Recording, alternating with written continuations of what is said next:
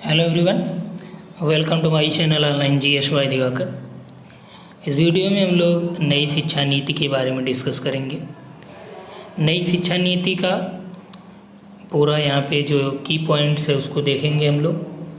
और UGC net की परीक्षा या आगामी आपका टेट सीटेट आदि परीक्षाओं में यहाँ से प्रश्न बनेंगे। तो यहाँ पे पहले हम लोग की पॉइंट्स की बात करते हैं और लास्ट में हमने प्रश्न भी इंक्लूड कर रखा है। तो पहले थ्योरी की चर्चा करने के बाद आप यहाँ से प्रश्न देखेंगे तो इस न्यू एजुकेशन पॉलिसी से आपका काफ़ी चीज़ें जो संभावित हैं आपकी परीक्षाओं में वो क्लियर हो जाएगा। अब एक महत्वपूर्ण बात आपसे ये कर लें कि यदि आप जून 2020 का पेपर देने जा रहे हैं, ठीक, तो जून 2020 का जो आपका नेट का एग्ज़ाम है ये अभी डेट तो क्लियर हो गई है कि सितंबर में होगा, ठीक, 16 से 25। तो क्या यहाँ से प्रश्न पूछा जाएगा नहीं पूछा जाएगा, इसको मैं बता दे रहा हूँ कि आपका लागू कब हुआ है। 29 जुलाई को ये जारी हुआ है, ठीक। तो 29 जुलाई को कैबिनेट का ये इस पे निर्णय दिया गया। तो 29 जुलाई से और इधर आपका जो पेपर है ये एनटीए का यानी नेट का 2020 का जून का, ये पेपर पहले ही बनाया जा चुका है। तो इस पेपर में इस पॉलिसी से आपको प्रश्न नहीं मिलेगा, ठीक। जहाँ तक 90% तो श्योर है कि यहाँ पे नहीं आपको मिलेगा। दिसंबर के लिए आपका बहुत ही महत्वपूर्ण हो जाएगा, यूनिट नंबर 10 के लिए जो फर्स्ट पेपर है आपका, ठीक। तो इसलिए एक बार सरसरी निगाह से यानी नॉर्मल तरीके से आप देख लीजिए इसको, इस वीडियो को। उसके बाद जो है ज़्यादा फोकस यदि आप सितंबर में देने वाली परीक्षा पे इस पर मत करिएगा, ठीक। तो यहाँ पे देखिए बात करें कि भारत में जो नई शिक्षा नीति 2020 है इसको कैबिनेट की मंजूरी 29 जुलाई 2020 को मिल गई। अब 5वीं कक्षा तक की जो शिक्षा है वह मातृभाषा में होगी। इस नीति में शिक्षा पर जो जीडीपी का खर्च है वह 6 कर दिया गया, 6%।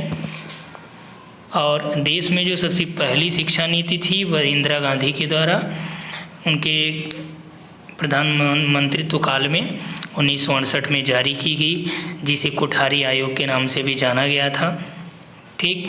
उसके बाद दूसरी जो एजुकेशन पॉलिसी थी वो आपका 1986 में आई, ये राजीव गांधी के टाइम पीरियड में आई थी। और इसमें कुछ संशोधन करके 1992 में किया गया संशोधन। इस समय जो प्रधानमंत्री थे भारत के नरसिम्हा राव जी थे। तो ये देखिए यहाँ से और यहाँ से ये प्रश्न पूछे गए हैं कि किसके टाइम पीरियड में आया, कौन प्रधानमंत्री था, ठीक। तो इस लेख में हम लोग यही बात करेंगे कि नीति 2020 के कुछ इम्पोर्टेंट पॉइंट्स की। तो भारत में समय समय पे शिक्षा नीति में बदलाव किया जा रहा था और यह जो शिक्षा नीति है 34 साल बाद लाई गई है। पहली शिक्षा नीति इंदिरा गांधी जी के समय में 1968 में शुरू की गई थी। इसके बाद जो आई थी राजीव गांधी सरकार में 1986 में बनाई गई थी। नरसिम्हा राव की सरकार में 1992 में कुछ बदलाव किया गया था 1986 की शिक्षा नीति में, ठीक। भारत की नई शिक्षा नीति 2020 को प्रधानमंत्री नरेंद्र मोदी की अध्यक्षता में कैबिनेट ने 29 जुलाई, ये जो आपका 29 अगस्त है ये आपका जुलाई है, ठीक। 29 जुलाई, अगस्त तो आपका चल ही रहा है। तो 29 जुलाई को ये मंजूरी दी। इस नई शिक्षा नीति का मसौदा पूर्व इसरो प्रमुख के कस्तूरी रंगन की अध्यक्षता में विशेषज्ञों की एक समिति ने तैयार किया है। तो यहाँ पे कुछ पॉइंट्स के बारे में हम लोग बात करते हैं जो महत्वपूर्ण बिंदु साबित होंगे, ठीक। नंबर 1 है आपका कि नई शिक्षा नीति 2020 में शिक्षा पर सकल घरेलू उत्पाद का 6% यानी जीडीपी का 6% खर्च किया जाएगा, जो अभी तक 4.43% था। लेकिन यदि हम लोग देखें वाकई में कितना होता था तो लगभग 2 से 3% ही खर्च हो पाता था और नहीं हो पाता था।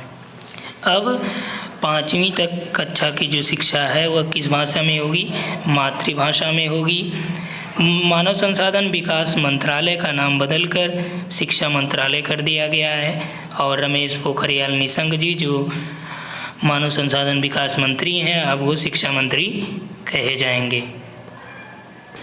नेक्स्ट पॉइंट है लॉ और मेडिकल एजुकेशन को छोड़कर समस्त उच्च शिक्षा के लिए एक निकाय का गठन किया जाएगा जो भारत उच्च शिक्षा आयोग यानी HECI का गठन किया जाएगा। उच्च शिक्षा के लिए एक सिंगल रेगुलेटर होगा और उच्च शिक्षा में लगभग 3.5 करोड़ सीटें नई जोड़ी जाएंगी। छठी क्लास से वोकेशनल कोर्स शुरू किए जाएंगे। इसके लिए जो इच्छुक छात्र हैं उनको छठवीं कक्षा के बाद से ही इंटर्नशिप कराई जाएगी। म्यूजिक और आर्ट्स को भी पाठ्यक्रम में शामिल करने के लिए कहा गया है। ई पाठ्यक्रम को बढ़ावा देने के लिए एक राष्ट्रीय शैक्षिक टेक्नोलॉजी फोरम यानी NETF बनाया जा रहा है। इसके लिए वर्चुअल लैब भी विकसित किए जा रहे हैं। वर्ष 2030 तक उच्च शिक्षा में फीसदी सकल अनुपात यानी जो सकल नामांकन अनुपात है NEGR ग्रास एनरोलमेंट रेशियो है उसके प्रतिशत को बढ़ाने के लिए कितने तक 50% तक बढ़ाने के लिए वर्ष 2018 में जो 26.3% था इसका भी इसमें लक्ष्य रखा गया है कि 50% तक इसको किया जाए। नेक्स्ट है नई शिक्षा नीति 2020 का सबसे महत्वपूर्ण पॉइंट है कि मल्टीपल एंट्री और एग्जिट सिस्टम लागू होना है। अभी यदि कोई छात्र 3 साल इंजीनियरिंग पढ़ने या 6 सेमेस्टर पढ़ने के बाद किसी कारण से आगे की पढ़ाई नहीं कर पाता है तो उसको कुछ भी हासिल नहीं होता है। जो अभी चल रहा है जैसे मान लीजिए आपने ग्रेजुएशन चालू किया तो 2 साल ग्रेजुएशन किया, तीसरे साल मान लीजिए किसी कारणवश आप नहीं किए या BSc कर रहे हैं फाइनल में नहीं गए एग्ज़ाम नहीं दिए तो आपको क्या है डिग्री नहीं मिलती थी। लेकिन अब क्या है कि मान लीजिए फर्स्ट ईयर आपने छोड़ दिया सेकेंड ईयर छोड़ दिया तो आपको उसी हिसाब से आपको डिग्री प्रोवाइड कराई जाएगी। ठीक, तो इसी को बोला गया मल्टीपल एंट्री और एग्जिट सिस्टम। तो इसमें क्या होता है कि 1 साल के बाद पढ़ाई छोड़ने पर सर्टिफिकेट कोर्स का आपको सर्टिफिकेट मिल जाएगा। 2 साल आपने किया तो डिप्लोमा मिल जाएगा। 3 या 4 साल की पढ़ाई के बाद यदि आपने छोड़ा तो आपको डिग्री मिल जाएगी। इससे क्या होगा जो देश में ड्रॉप आउट रेशियो है वो कम होगा। ठीक, ड्रॉप आउट रेशियो कम होने का मतलब तो ये बात सही है यहाँ पे। ठीक, क्योंकि कई चीज़ें आप बीच में छोड़ देते हैं किसी कारणवश से, समय अभाव की वजह से या अन्य कारणों से, आर्थिक कारणों से भी, तो इस वजह से यहाँ पे आपके लिए फ़ायदेमंद है। अगर कोई छात्र किसी कोर्स को बीच में छोड़कर दूसरे कोर्स में एडमिशन लेना चाहता है तो पहले कोर्स से एक खास निश्चित समय तक ब्रेक वो ले सकता है और दूसरा कोर्स ज्वाइन कर सकता है। इसके विषय पूरा करने के बाद फिर से पहले वाले कोर्स को वो जारी रख सकता है। समझ में आई बात? यानी कि जो व्यक्ति है मान लीजिए अभी भी वही चल रहा है जैसे आपने EMA मान लीजिए आप कर रहे हैं, ठीक, तो उसके बाद क्या है कि आपने 1 साल किया, आप दूसरा कोर्स करना चाह रहे हैं तो आप इसी पे ब्रेक कर दीजिए इसको और दूसरा कोर्स कर लीजिए। दूसरा कोर्स पूरा करने के बाद फिर इसे परस्यू कर सकते हैं। फिलहाल अभी भी कई विश्वविद्यालय में ये चालू था। अभी सेंट्रल यूनिवर्सिटीज और डीम्ड यूनिवर्सिटी और central alone institute stand alone institute के लिए अलग अलग नियम हैं। नई एजुकेशन पॉलिसी 2020 में सभी के लिए समान नियम होंगे। ठीक, साथ ही साथ इसमें जो B.Ed का है कोर्स, B.Ed के कोर्स को क्या किया गया है कि जो आप ग्रेजुएशन की बात करते हैं तो ग्रेजुएशन के बाद आपको 2 ईयर और मास्टर्स के बाद आप कर रहे हैं तो 1 साल का B.Ed होगा और इंटर के बाद आप कर रहे हैं 10+2 के बाद तो ये आपका 4 साल का कोर्स होगा। ठीक, ये आपका इंटीग्रेटेड डिग्री प्रोग्राम है। हालांकि MP वगैरह में ये BA, B.Ed, BSc, B.Ed इस तरह से चलते हैं कोर्सेज। ठीक, अगला है कि देश में शोध और अनुसंधान को बढ़ावा देने के लिए अमेरिका के NSF यानी नेशनल साइंस फाउंडेशन की तर्ज पर एक शीर्ष निकाय के रूप में नेशनल रिसर्च फाउंडेशन यानी NRF की स्थापना की जाएगी। NRF की स्थापना का मुख्य उद्देश्य विश्वविद्यालयों के माध्यम से शोध की संस्कृति को बढ़ावा देना है और यह स्वतंत्र रूप से सरकार के द्वारा एक बोर्ड ऑफ गवर्नेंस के द्वारा शासित होगा जो बड़े बड़े प्रोजेक्टरों को फाइनेंसिंग करेगा। समझ में आई बात? तो यहाँ से आपका क्लियर हुआ कि ये इम्पोर्टेंट पॉइंट्स रहे हैं। तो उम्मीद है कि ये जो शिक्षा नीति है इससे रोजगारपरक शिक्षा को बढ़ावा मिलेगा और जो रटने की प्रवृत्ति है इसमें कुछ छुटकारा मिलेगा। ठीक, तो न्यू एजुकेशन पॉलिसी कितने साल बाद आई? 34 साल बाद आई। 1986 को ये प्रतिस्थापित करेगी और 21वीं सदी की पहली शिक्षा नीति है। भारत में नई शिक्षा नीति 2020 को मंजूरी दी गई 29 जुलाई 2020 को। राष्ट्रीय शिक्षा नीति 2020 के बारे में यहाँ पे कुछ क्विज हमने ऐड कर रखे हैं, इसको आप देखिए। ठीक, मई 2016 में किसकी अध्यक्षता में नई शिक्षा नीति के विकास के लिए समिति ने अपनी रिपोर्ट प्रस्तुत की थी? तो ये जो समिति थी कौन थी? ऑप्शन है TSR सुब्रमण्यम, के कस्तूरीरंगन, या रीना रे, या संजय धोत्रे। तो यहाँ पे देखिए सही उत्तर क्या हो जाएगा आपका TSR सुब्रमण्यम पूर्व कैबिनेट सचिव थे जिनकी अध्यक्षता में नई शिक्षा नीति के विकास के लिए समिति बनाई गई थी। 2016 में अपनी रिपोर्ट इसने प्रस्तुत की थी। इसके आधार पर मंत्रालय ने कुछ input draft national education policy 2016 के लिए तैयार कर लिया था। अगला प्रश्न है, नेशनल एजुकेशन पॉलिसी 2020 के अनुसार वर्तमान जो शैक्षिक मॉडल है 10+2 को एक नए शैक्षिक पाठ्यक्रम प्रणाली के आधार पर विभाजित करने की बात की गई है। वह नई शिक्षा पाठ्यक्रम प्रणाली कौन सी है?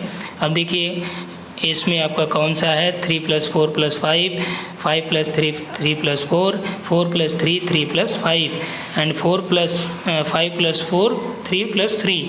तो इसमें जो आपका सही उत्तर क्या हो जाएगा?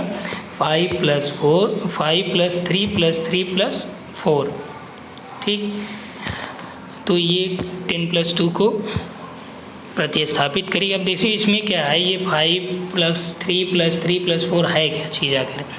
ये है ये कि इसमें उम्र के अनुसार डिवाइड किया गया है कि पहले जो प्रारंभिक शिक्षा होगी पहले 3 से लेके 8 साल तक, फिर उसके बाद 8 से 11, फिर 11 से 14, फिर 14 से 18। अभी तक क्या था 10+2 में कि यानी 10 उसके बाद 12। तो 5+3+3+4 प्रणाली के आधार पर विभाजित करने की बात इसमें की गई है। राष्ट्रीय शिक्षा नीति में शिक्षक को किस कक्षा तक मातृभाषा या स्थानीय या क्षेत्रीय भाषा में पाठ पढ़ाने पर बल दिया जाएगा?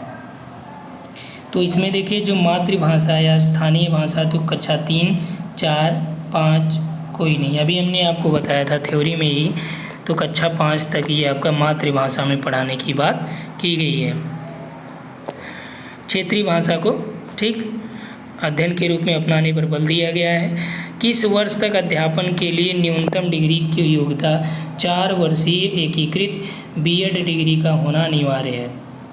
ठीक, न्यूनतम जो डिग्री है 4 वर्षीय एकीकृत B.Ed का होना अनिवार्य किया जाएगा।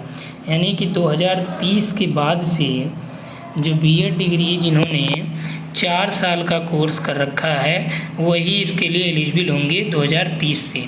ठीक, कब से? 2030 से। वो लोग जो 4 वर्षीय की हैं, उसके पहले जो 2 वर्षीय वाले हैं, 1 वर्षीय वाले हैं, इनका काम रहेगा। ठीक, तो यहाँ पे आपका नई शिक्षा नीति 2020 के अनुसार उसे अनिवार्य बनाया जाएगा। जून 2017 में नवगठित ड्राफ्टिंग नेशनल एजुकेशन पॉलिसी 2020 के अध्यक्ष कौन थे?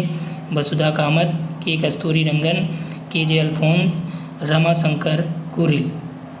तो यहाँ पे जो आपका सही उत्तर हो जाएगा के कस्तूरीरंगन 2007 में गठित नई शिक्षा नीति निर्माण के लिए एक समिति का गठन किया गया था जिसने 2019 में राष्ट्रीय शिक्षा नीति का मसौदा प्रस्तुत किया। तो इसके अध्यक्ष थे डॉक्टर के कस्तूरीरंगन, या कस्तूरीरंगन समिति भी इसे कहा जाता है।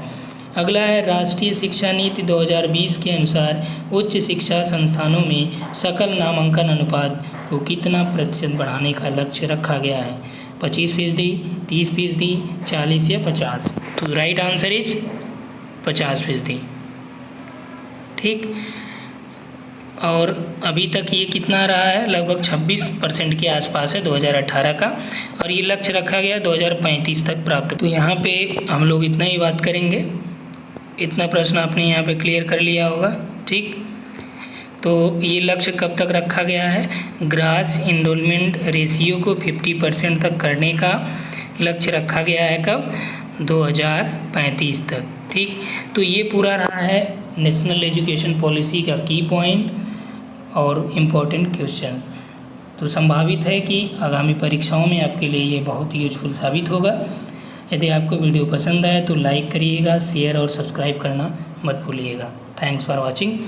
साथ ही साथ एक महत्वपूर्ण न्यूज़ आपको ये देनी है कि यदि आप यूजीसी नेट की तैयारी कर रहे हैं और जून 2020 का एग्ज़ाम देना चाहते हैं और आपका सब्जेक्ट यदि ज्योग्राफी है, तो आपके लिए यहाँ पे स्पेशल पेड कोर्सेज चालू किए गए हैं, आप उससे शामिल हो सकते हैं। उसके लिए आपको इस नंबर पे व्हाट्सएप करना होगा। ठीक, इस नंबर पे आप व्हाट्सएप कीजिएगा, आपको यहाँ पे लिख के भेजना होगा ज्योग्राफी पेड क्रैश कोर्स है ये। ठीक, तो ये 20 से 22 दिन का जो क्रैश कोर्स है, तो यहाँ पे आपको लिख के भेजना होगा, वहाँ पे आपको डिटेल दे दिया जाएगा। ठीक, थैंक्स फॉर वॉचिंग।